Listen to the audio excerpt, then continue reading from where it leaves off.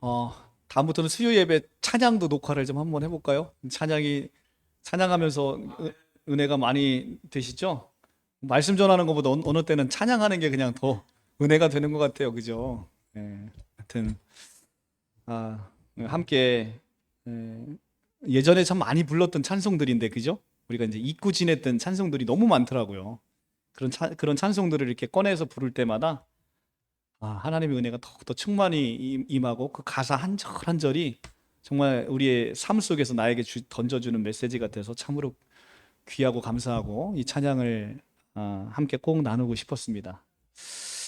네, 오늘 우리 요한복음 11장 15절부터 말씀을 한번 보도록 하겠습니다. 요한복음 1장 15절부터 말씀을 보도록 하겠습니다.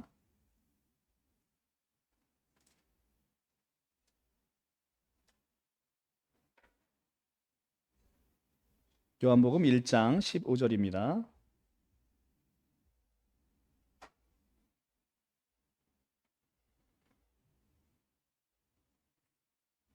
요한복음 1장 15절. 요한이 그에 대하여 증언하여 외쳐 이르되 내가 전에 말하기를 내 뒤에 오시는 이는 오시는 이가 나보다 앞선 것은 나보다 먼저 계심이라 한 것이 이 사람을 가리킴이라 하니라.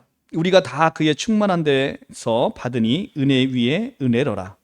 율법은 모세로 말미암아 주어진 것이요 은혜와 진리는 예수 그리스도로 말미암아 온 것이라.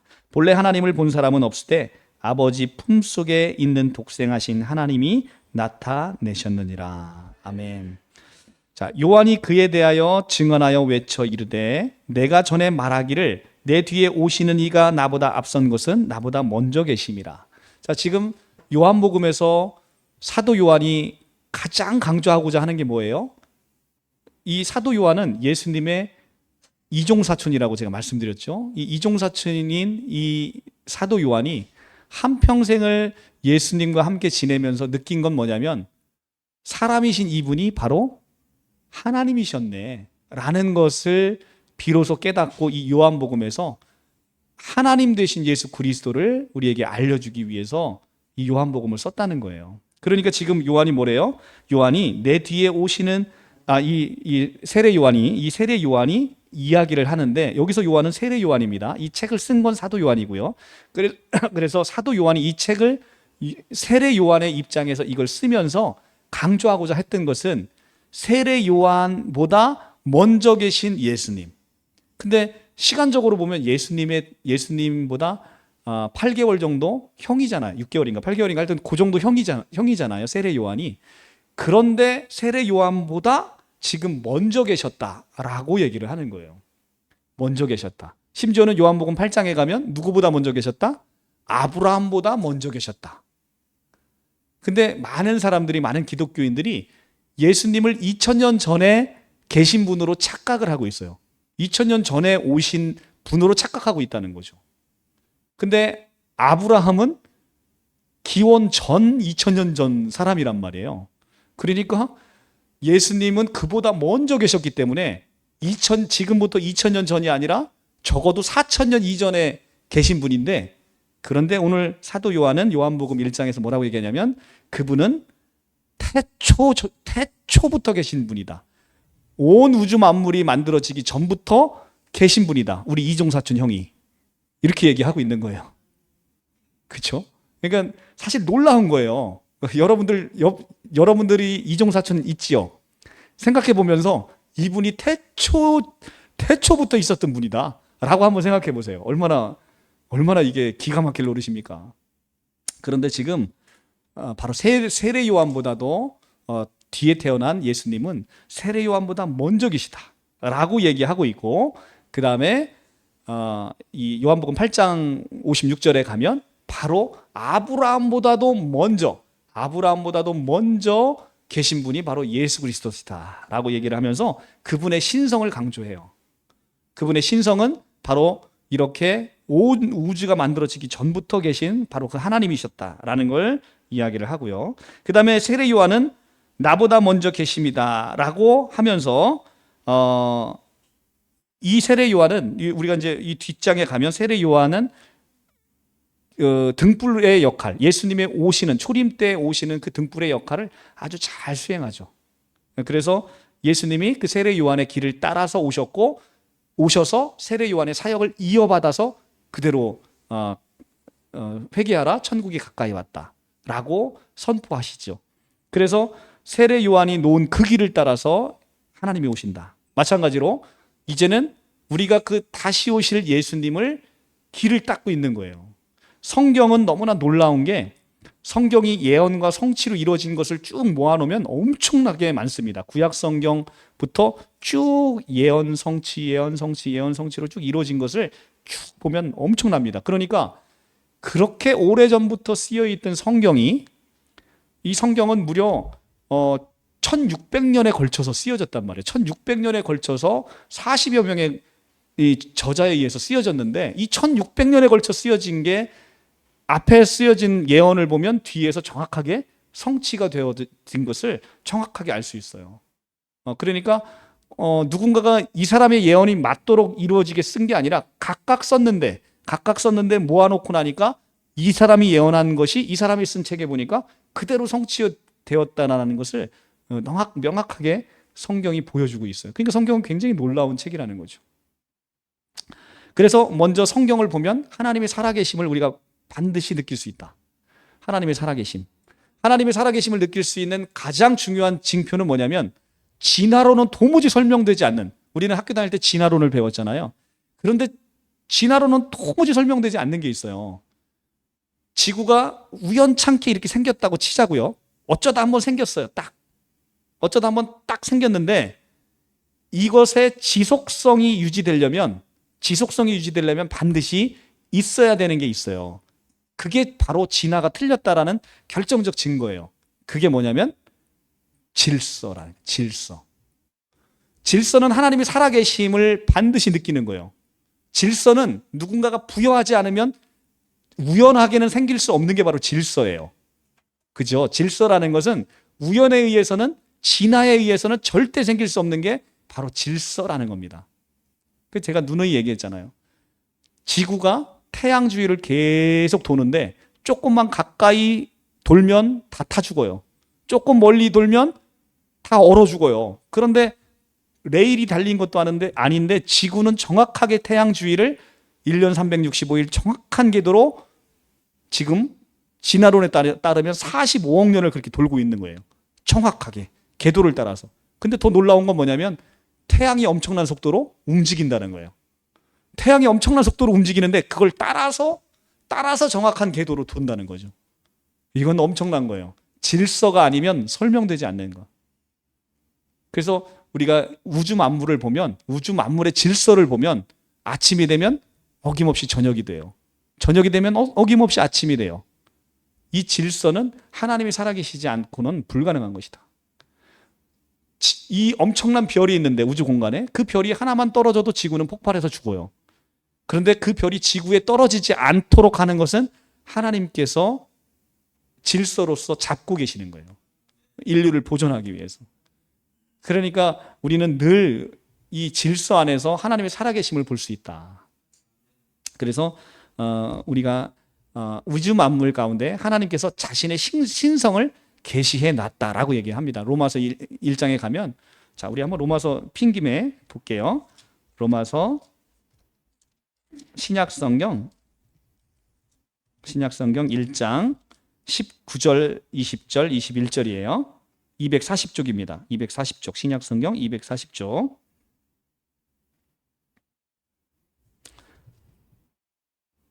(240쪽) 1장 19절 20절 다 같이 한 목소리로 합독하겠습니다. 시작.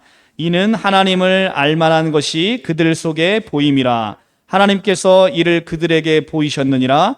창세로부터 그의 보이지 아니하는 것들 곧 영원하신 능력과 신성이 그가 만물을 만드신 만물에 분명히 보여 알려졌나니 그러므로 그들이 핑계하지 못할지니라. 아멘.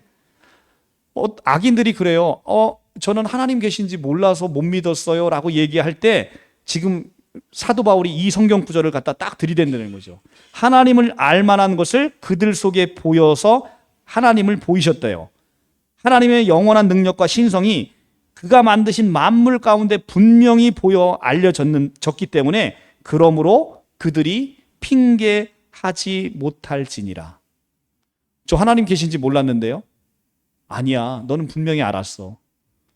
우주 만물에 인간이 살 수 있는 모든 조건이 그대로 갖춰졌어요. 우리는 공기가 없으면 못 사는데 공기를 주셨고, 물이 없으면 못 사는데 물을 주셨어요. 인간이 살 수 있는 모든 환경을 주셨어요. 그래도 내가 하나님 계신 걸 몰랐다고? 라고 변명하지 못한다는 거죠. 인간은 보이지 않는 걸 잘 믿지 못한다고 생각해요. 그런데 보이지 않는 게 분명히 있어요. 뭐냐면 공기도 보이지 않아요. 그런데 공기의 질을 통해서 어느 날은 공기가 탁해요. 어느 날은 공기가 맑아요. 그러니까 이 공기라는 게 우리가 알 수 있어요. 오늘은 공기가 신선하네. 오늘은 공기가 좀 탁하네. 공기의 존재를 보이지 않아도 알 수 있어요. 하나님의 존재를 우리는 보이지 않아도 알 수 있다는 거죠. 하나님은 진리시고 하나님은 사랑이시다라고 얘기하는데, 자, 내가 우리 자녀를 사랑해요. 여러분들 자녀 계시죠? 자녀를 다 사랑해요. 가족을 사랑합니다. 내 남편을 다 사랑해요. 우리 부모 형제를 다 사랑해요. 그런데 다 사랑하는데 그 사랑이라는 게 보여요? 안 보여요. 근데 사랑이라는 게 보이지 않지만 우리는 분명히 알아요. 내 안에 뭐가 있는 걸? 사랑이 있는 걸 알죠. 하나님은 분명히 살아계신단 말이에요. 근데 하나님은 눈에 보이지 않아. 영이시니까. 그런데 우리가 조금만 영의 눈을 뜨면 하나님의 살아계심을 분명히 알 수 있다는 거예요. 우리 눈이 어두워서 보이지 않는 거예요. 그래서 실로함이 필요한 거예요. 우리 눈이 맹인이란 말이에요. 그래서 예수님이 복음서에 가면, 우리 이제 요한복음에서도 계속 나올 텐데, 왜 예수님이 계속 맹인을 고치시는지, 왜 계속 기머거리를 고치시는지 아무리 봐도 성경이 안 보여요. 아무리 들어도 하나님 말씀이 안 들려요. 남들은 다 듣고 은혜 받는데 나만 안 봐요. 온 세계에서 가장 많이 팔린 책이 뭐예요? 성경. 무려 45억 권 이상이 팔렸는데 나만 안 봤어요. 나만 안 봤어요. 남들은 다 봤는데 나만 안 본 책이 성경이에요. 남들은 다 은혜 받고 있고 남들은 다 하나님을 찬송하는데 나만 안 들려. 나만. 이게 바로 성경이라는. 그래서 예수님이 오셔서 귀머거리인 우리의 눈을 만져주셔서 눈을 뜨게 하시는 거예요. 자, 지금 이 성경을 가지고 가자고요. 밖에 나가서 이 성경을 읽어주고 성경을 알아들을 수 있는 사람이 얼마나 될까요? 별로 없어요. 아무리 공부 잘한다고 해도 이 성경을 읽고 이 성경이 어떤 의미인지를 이해할 수 없다는 거죠. 그게 바로 맹인인 거예요. 읽어도 그냥 검은 건 글씨, 하얀 건 종이. 이런 방식으로밖에 안 보이는 거예요. 그러니까 성경은 신비한 책이라는 거죠. 이것은 성령이 조명하시고 성령께서 역사하지 않으면 성경에서 주시는 이 감화 감동을 전혀 느낄 수 없는 거예요. 그냥 지식으로만 알 수 있는 것뿐인 거지, 우리가 성경에 사고자 하는 메시지를 우리가 캐치할 수 없다는 거죠. 아무리 우리가 얘기를 하고 복음을 전해도 귀가 막혀 있는 사람은 복음이 전혀 들리지 않아요. 예수 믿으라고 하면, 야, 예수 믿으면 밥이 나오냐 떡이 나오냐. 우리 지난주에도 다녀가신 분들 알잖아요. 그냥 왔다가 그냥 구경하고 가시는 거예요. 왜 그분들은 왜 그렇게 될까요? 이게 귀머거리니까 안 들리는 거예요. 그 내용이. 하나님께서 먼저 선제적으로 축복하지 않으시면, 내 눈을 열어주시고 내 귀를 열어주지 않으시면 그 말씀이 전혀 들리지가 않는 거예요.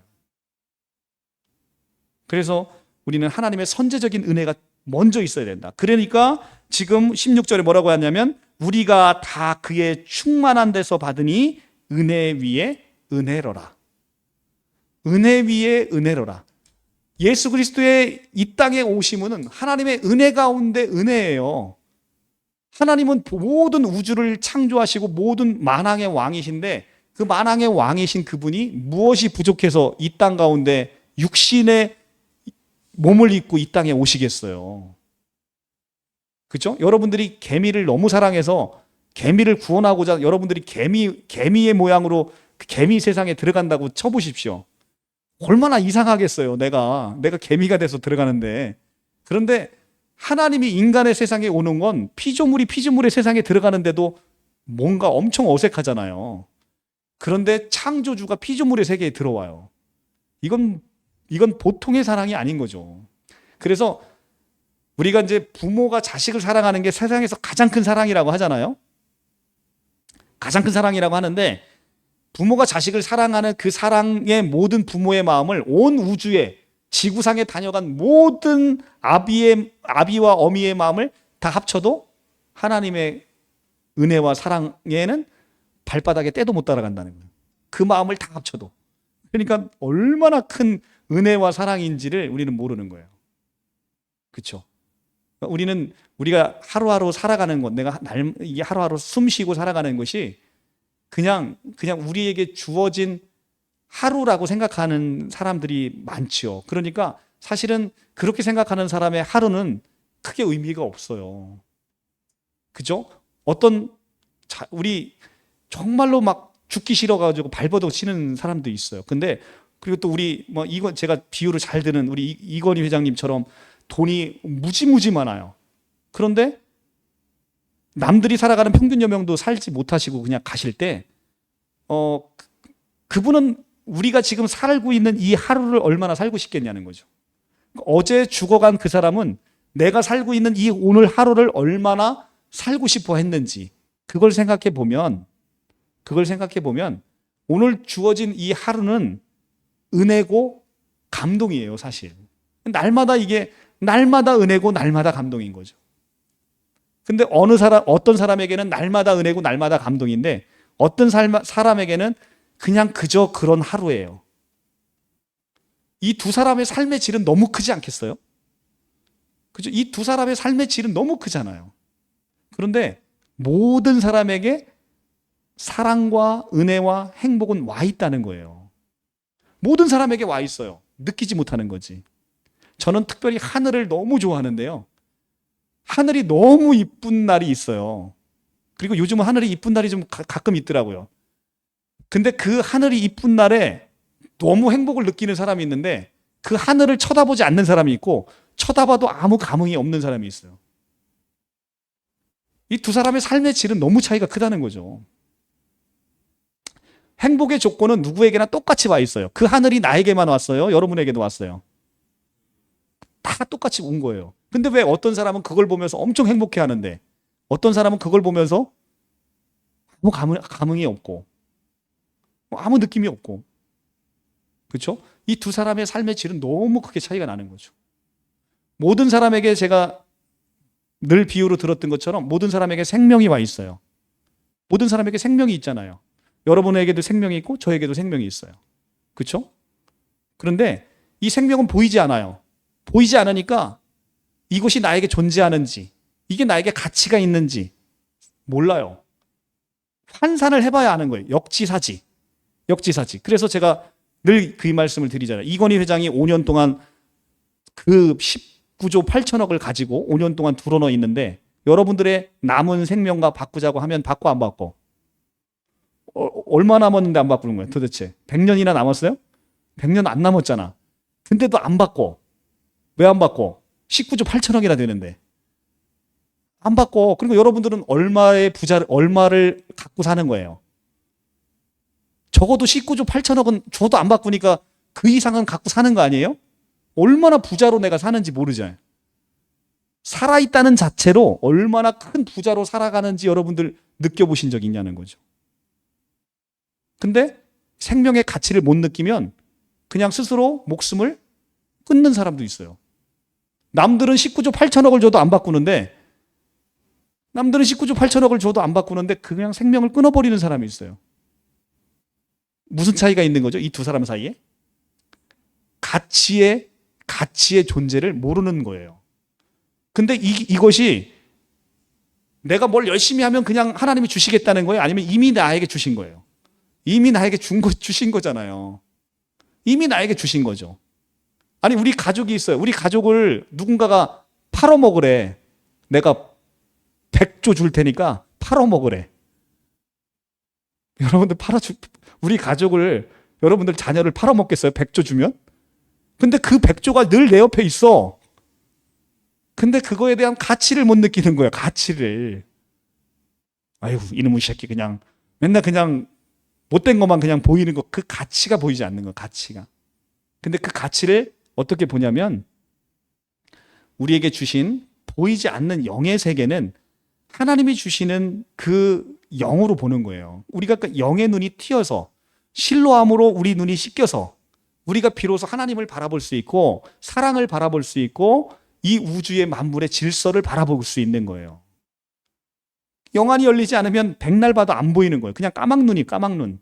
아, 그냥 오늘 하루 시작됐네. 오늘 아침에 5시에 일어나서 일하러 가야지. 눈 뜨고 눈 비비고 가서 그냥 일하다가 또 하루 가고 또 하루 가고. 그냥 우리는 그렇게 살아가는 거예요. 그런데 그 안에 어떤 사람들은 꾹꾹 인생의 의미를 담아서 사는 사람이 있다는 거죠. 꾹꾹 담아 사는 거예요.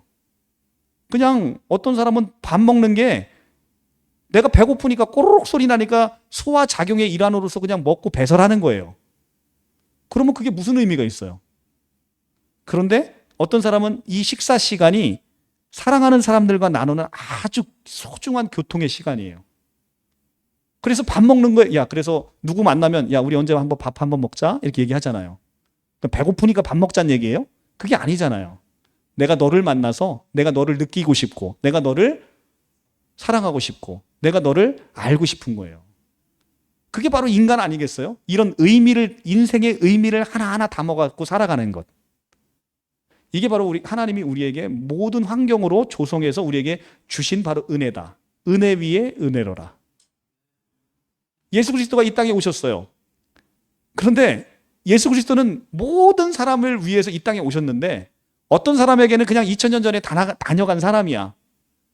그런데 어떤 사람에게는 그분은 정말 하나님이시고 나의 인생의 모든 인생의 나를 통치하시는 나의 주인이시고 나의 여호와셔요.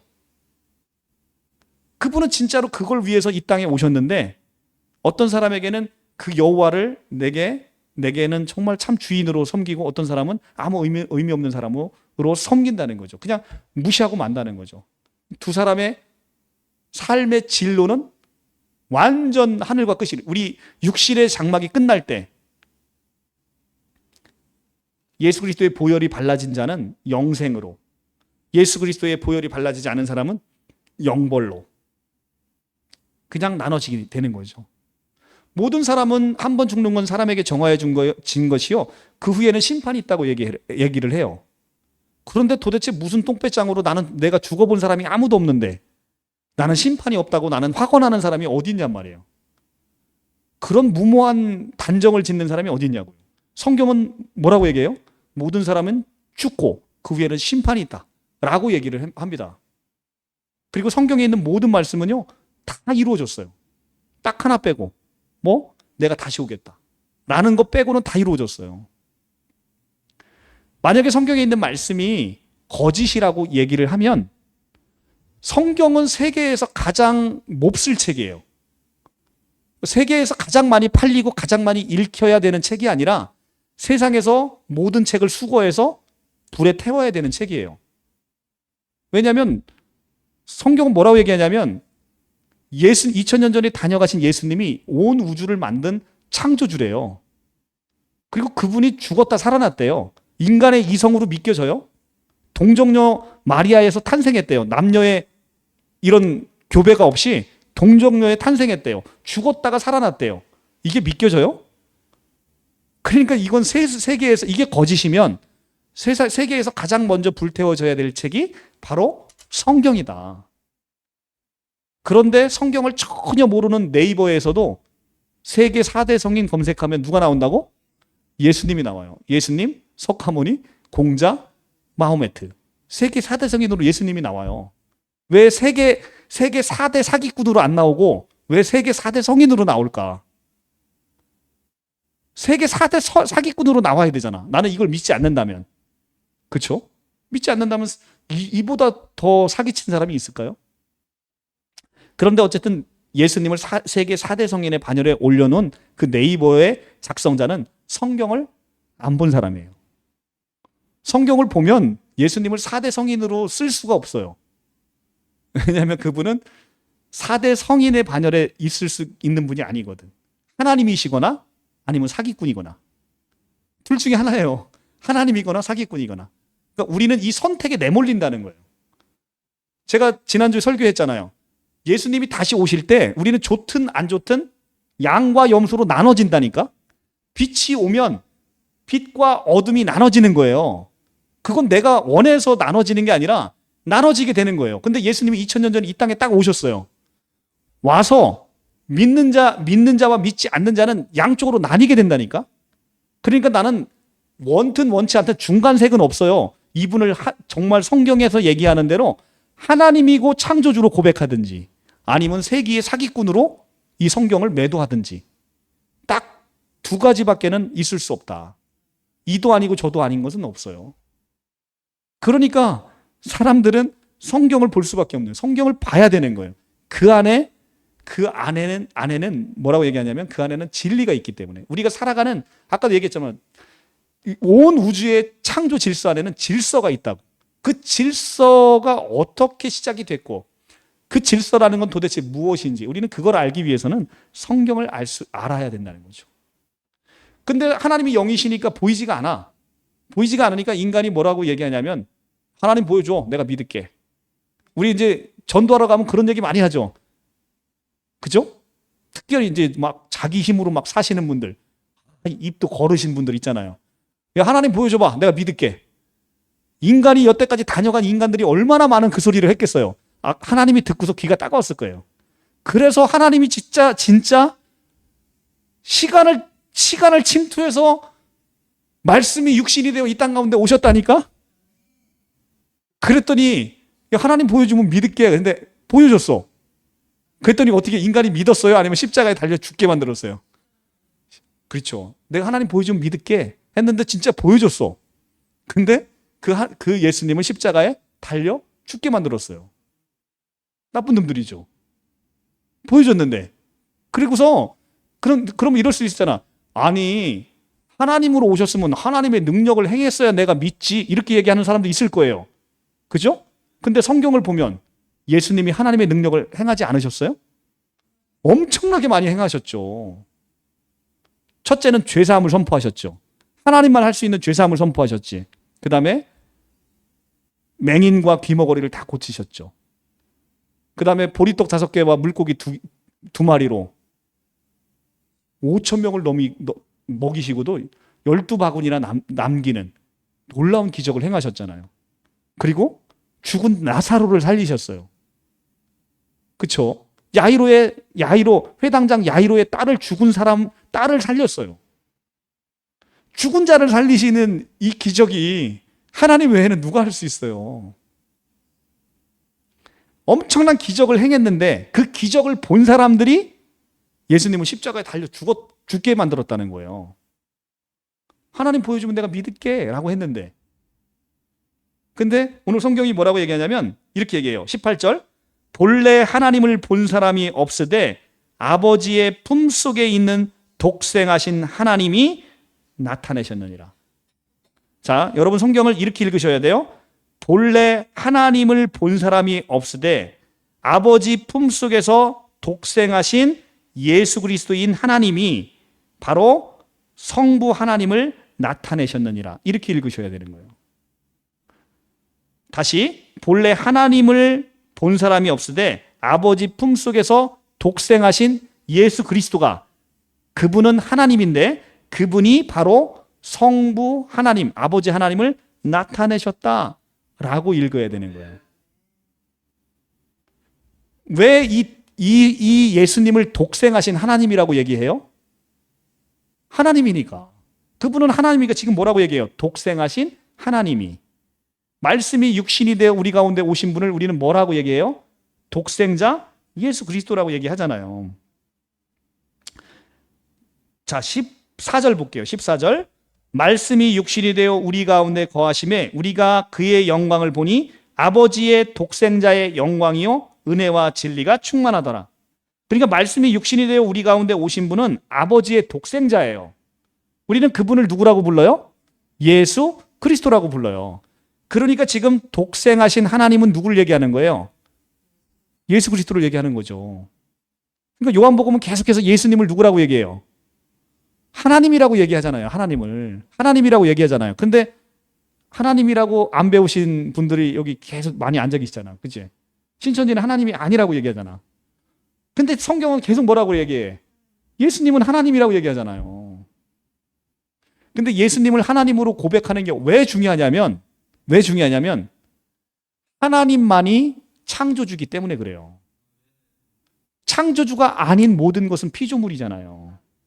그렇죠? 창조주가 아닌 모든 건 피조물이에요. 창세기 1장 1절 태초에 하나님이 천지를 창조하시니라. 그러니까 하나님 아닌 모든 건 피조물이에요. 그런데 예수님을 하나님이라고 아니라고 하면 예수님은 뭐가 되는 거예요? 피조물이 되는 거예요. 피조물이.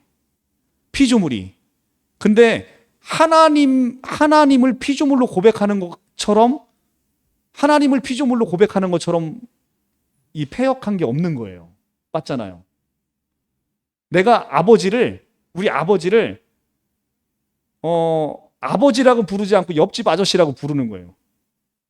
옆집 아저씨, 우리 아버지를. 이거 같이 이 배은망덕한 게 없잖아요. 근데 그거보다 더 배은망덕한 게 뭐냐면 창조주를 피조물로 고백하는 거예요. 이거는 어마어마한 신성모독인 거죠. 창조주이신 그분을 피조물로 고백한다? 이건 어마어마한 신성모독이다.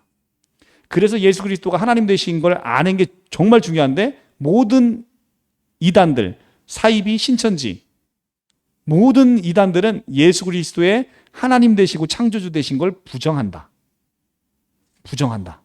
그래야 자기 교주가 올라가니까.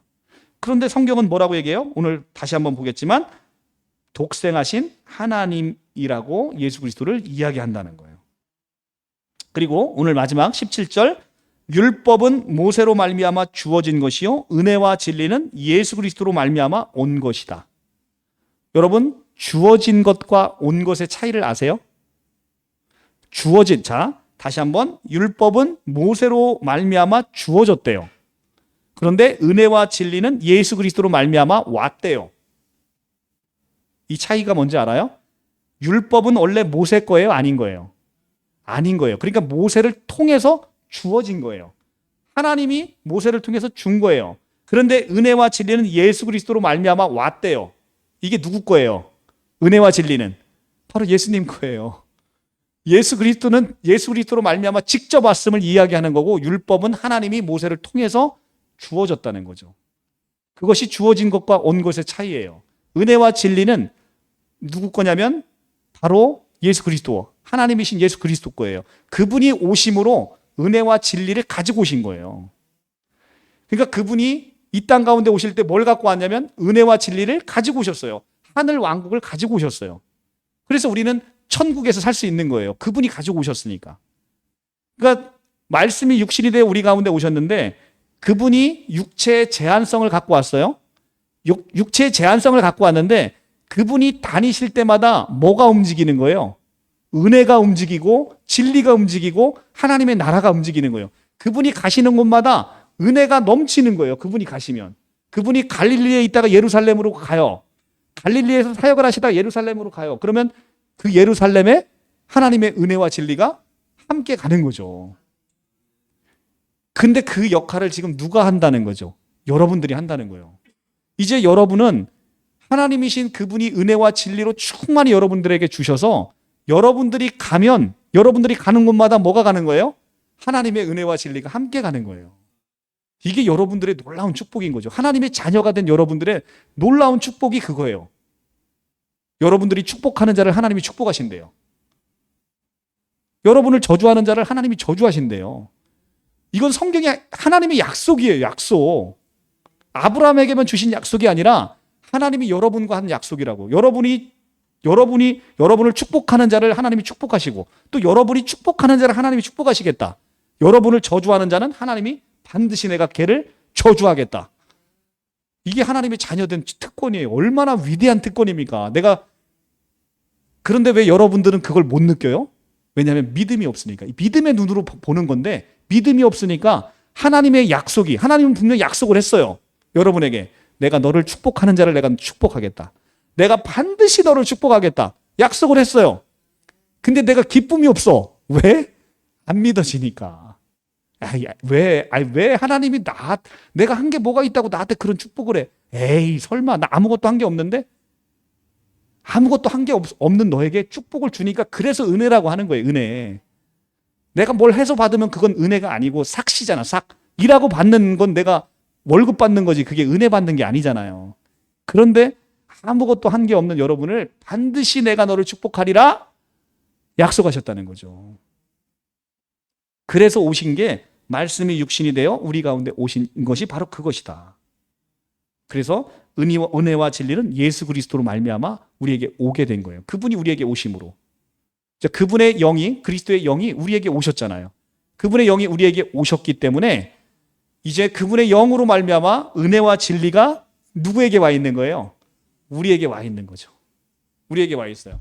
이것이 믿음의 눈을 띄어서 보이지 않으면 우리 인생은 늘 답답한 거예요. 빛이 왔어요. 빛이 왔는데 나는 그 빛을 못 봐요. 왜? 내가 나의 모든 것이 악하니까 숨어버리는 거죠. 그 빛을 거부하는 거예요. 하나님이 우리를 축복하실 때 빛으로 나오시면 그 모든 것이 우리에게 보여서 기쁜 거예요. 저는 제가 자부합니다. 우리 대한민국에서 가장 부자인 이재용 회장 됐죠, 이제? 이재용 회장님보다 제가 훨씬 행복할 거요. 저는 100% 장담합니다. 엄청 행복할 거요. 그분보다 비교할 수 없을 만큼. 근데 왜? 내가 키가 이재용 회장님보다 내가 키가 커요. 돈이 많아요. 뭐가 잘난 게 있어서. 근데 100% 장담해요. 이게 바로 믿음의 힘이고 은혜와 진리의 힘인 거예요. 여러분들에게도 누구에게나 적용될 수 있어요. 지금 나에게는 많은 고난이 있고 많은 아픔이 있어요. 그런데 그 고난이 고난으로 보이지 않는 힘이 우리에게 주어졌다는 거죠. 고난에 집중하면 고난밖에 안 보여요. 그런데 은혜와 진리와 사랑에 집중하면 은혜와 진리와 사랑밖에 안 보여요. 그러니까 고난은 점점 없어지는 거예요. 우리가 가끔 뭐라고 하죠? 갑자기 그 단어가 생각이 안 나요. 이렇게 터널 같은데 못 들어가고 하는 그 병이 뭐죠? 공황장애. 공황장애가 심하게 오는 사람은요, 터널을 못 지나가요. 차 타고도 못 지나가요. 근데 저한테도 살짝 그런 증세가 몇 년 전에 좀 왔어요. 터널에 들어가면 숨 막히고 굉장히 답답하고 막 식은땀이 나요. 그런 증상이 어느 날 생겼어요. 그런데 너무나 신기한 게 뭐냐면 내가 그거에 집중하면 집중할수록 그 병은 더 커져요. 근데 어느 날 그냥 핸드폰을 뒤적뒤적 운전하면서 그러면 안 되는데 핸드폰을 그냥 뒤적뒤적 해서 찬양에 집중하고 가요. 찬양 부르다 보면 내가 터널을 지나왔는지 몰라요. 그렇잖아요. 터널을 지나왔는지 까먹어요. 나는 분명 터널에 들어가면 식은땀 나는데 터널을 빠져나온 거예요. 왜? 찬양에 집중하고 있으니까. 우리 인생이 그렇다는 거죠. 내가 뭐에 집중하느냐에 따라서 그것이 나의 삶을 지배한다는 거죠. 그러니까 여러분들은 뭐에 집중해야 되겠어요? 감사에 집중하고 은혜에 집중하고 나에게 아까도 얘기했지만 누구에게나 24시간이에요. 누구에게나 똑같은 환경이에요. 누구에게나 똑같이 주어진 하나님이 주신 우리에게 환경이 있다는 거죠. 어떤 사람은 그걸 마음껏 즐기는 사람이 있고 어떤 사람은 그걸 하나도 즐기지 못하는 사람이 있어요. 저녁에 잘 때 돼서 방에 들어누워서 기도하면 얼마나 행복한지 몰라요. 오늘 소중한 모든 사람들이 무사히 갔다가 무사히 들어온 게 너무 행복한 거예요. 그 저녁에 잘 때 이런 평안함을 주신 게 너무 좋은 거예요. 어느 날 지금 여러분이 겪고 있는 것보다 엄청난 고난이 한꺼번에 온다고 쳐요. 그러면 어제 누렸던 오늘 나는 되게 고통스러운데 이거보다 엄청난 고통이 나에게 밀어닥쳐 와서 이 고난은 아무것도 아닌 거예요, 이제. 아무것도 아니어서 오늘에 갖고 있는 이 평안함이 얼마나 그리울 때가 있어요. 여러분 그럴 때 있으실 거예요. 이거 없었던 그때가 얼마나 그때도 물론 고통스러웠지만 지금에 비하면 아무것도 아니고 그때는 정말 행복했구나. 그걸 느끼실 때 있는 거예요. 그러니까 하루하루 주어진 것에 감사를 하는 습관을 들이시고 그것을 말씀을 통해서 하나씩 배우시면 오늘 봐봐. 말씀을 통해서 내가 느끼지 못했던 내 안에 있는 엄청난 생명의 가치를 느꼈잖아요. 얼마 줘도 안 받고는 19조 8천억 줘도 안 받고는 생명이 있음을 느꼈잖아요. 그렇죠? 그리고 나에게 지금 주어진 모든 것이 엄청난 가치. 그냥 나는 자식 새끼 하나라고 생각했는데 야, 이 자식 새끼는 내가 100조를 줘도 안 받고. 그죠? 그 옛날에 중국에서 애들 잡아다가 막 간 빼고 뭐 쓸개 빼고 막 팔아먹잖아요. 100조를 주면 자기 자식을 그런데 팔아넘기는 사람이 있어요? 없잖아요. 이게 얼마나 소중한 것을 내가 가지고 있는지를 모르는 거예요. 그렇죠? 그러니까 우리가 이것을 하나하나 가치로 환산해 보면 정말 나는 엄청 부자다. 그리고 우리 이재용 회장님이 저기 서운할지 모르겠지만 여러분들하고는 비교도 안 돼요. 여러분들은 엄청난 재산을 갖고 있는 거죠. 엄청난 재산을. 근데 단 그 생명의 가치를 못 느끼는 사람은 똑같은 거예요. 그냥 그야말로 돈 크기만 갖고 성공한 크기만 갖고서 인생을 살아가는 거죠.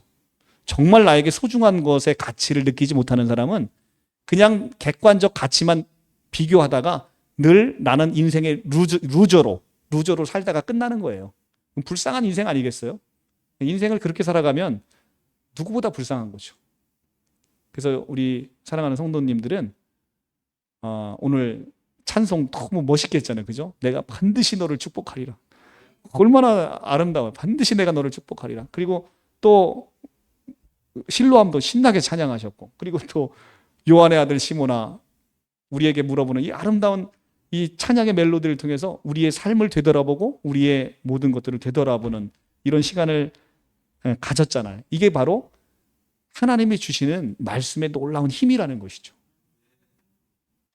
교회가 아니면 어디 가서 이 말씀을 듣겠어요? 어디 가서 이런 말씀을 듣겠어요? 이런 것은 인문학 강의 가도 이런 말씀은 안 나와요. 그리고 인문학 강의 듣는 사람들에게 이런 말씀을 듣는다고 은혜 받을 사람도 별로 없어요. 이것은 하나님의 은혜를 받으신 교회 공동체에서 비로소 은혜를 누릴 수 있는 거예요. 그러니까 이 교회 공동체라는 건 하나님의 은혜의 방주잖아요. 그러니까 너무 좋은 거죠. 그렇죠? 그래서 날마다 우리 주님을 사랑하시는 우리 성도님들 다 되시기를 바랍니다. 네, 기도하겠습니다. 우리 영상 꺼주시고요. 기도하겠습니다. 하나님 감사합니다. 오늘 우리에게 요한복음의 말씀을 통해서